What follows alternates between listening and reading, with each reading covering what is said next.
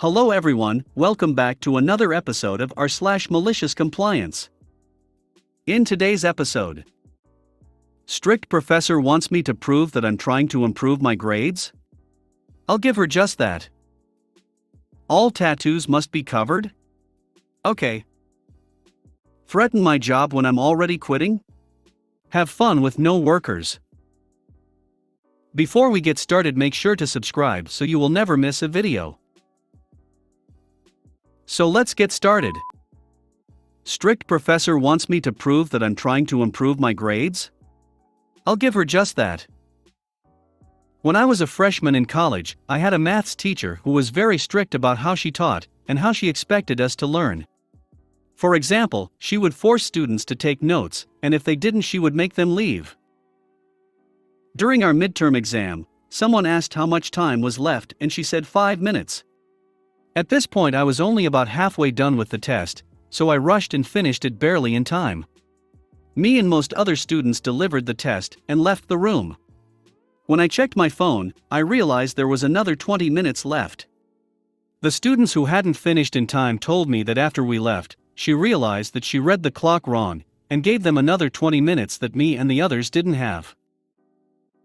I've always been pretty good at math, but obviously, after rushing half the test, I didn't get a good grade. The part 1 didn't rush was perfect though.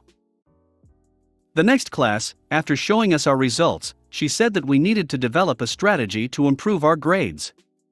She said that if we created a plan, stuck to it, and provided evidence of us doing it, she would give us some extra credit. What she expected us to do was say something like, "I'll practice every week and submit pictures of us doing it as evidence," or something like that. Now, while I didn't blame her for reading the clock wrong, I did blame the fact that I thought I only had 5 minutes left for not doing well on that test. I was confident that I could have gotten a perfect grade on it if I had the extra 20 minutes. And so, what I said I would do is bring a watch to the next exam. Was it an arrogant thing to say?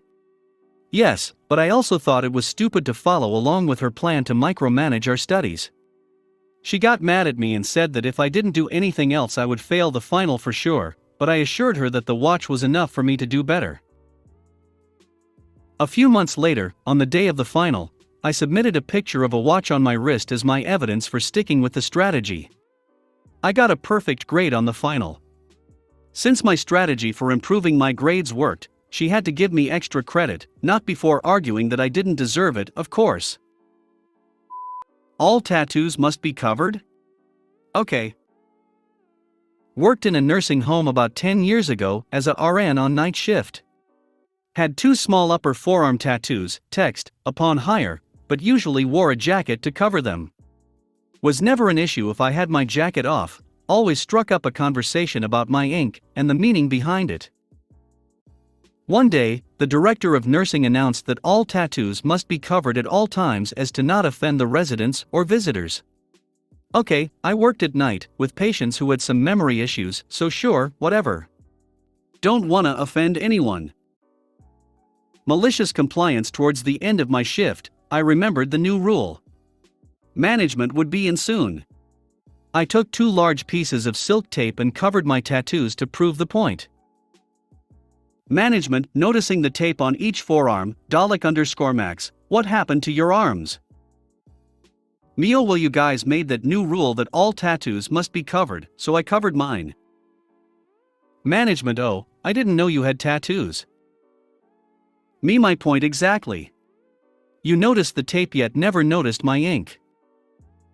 Soon after, the rule was thrown out. Threaten my job when I'm already quitting? Have fun with no workers. I work at a well-known huge grocery store in the bakery/deli. I've been in the general area now for 3 years, been in management and recently stepped down this year to focus on college. In early July I turned in my letter of resignation, letting them know that August 13th would be my last day.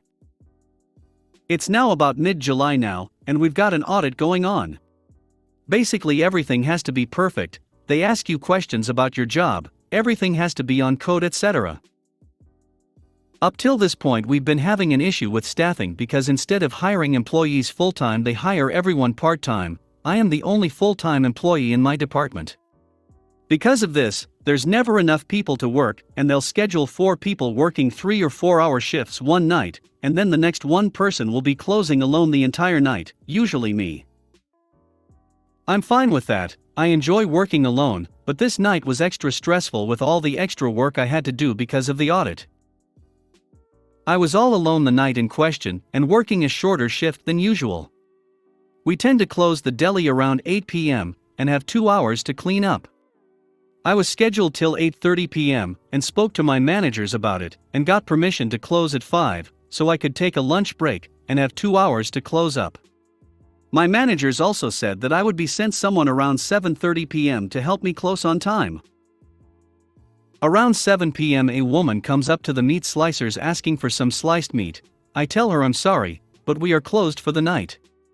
She cheese me out for a moment, complains that she comes here every other night, and we are always open, and I explain to her that we are low on staffing, and I've already cleaned the slicers for the night, and she leaves. About 5 to 10 minutes later my assistant manager walks up and asked me what the problem was. She had gone to management and demanded we slice her the meat. I explained the situation and his response was to berate me for closing the deli down early and tell me to help her and just clean it again. Just stop being difficult, is what he said. After slicing her some meat we ended up being out of a different kind, and she walked out of the store leaving everything behind and meaning I had created more cleaning for nothing. I was pissed. I took a walk to cool down, and went to find my buddy who was supposed to come over at 7:30 p.m. and ask when he was coming over. When I found him he told me he wouldn't be able to come over because the assistant manager had come over and given him a long list of stuff to do for the rest of the night. That pissed me off even more. I found the assistant manager and was like, dude, WTF, and reiterated that I was leaving at 8:30 p.m. and needed assistance, and he told me to once again stop being difficult and just to get it all done. I told him there was no way I was getting it done in time, and said that my schedule says I leave at 8:30, so I'm leaving at 8:30, regardless of how much is left to do. I guess he hadn't gotten the memo that I was quitting soon, and so, in response, he tells me that if I can't do my job well enough that maybe I should start looking for another job. That was my breaking point.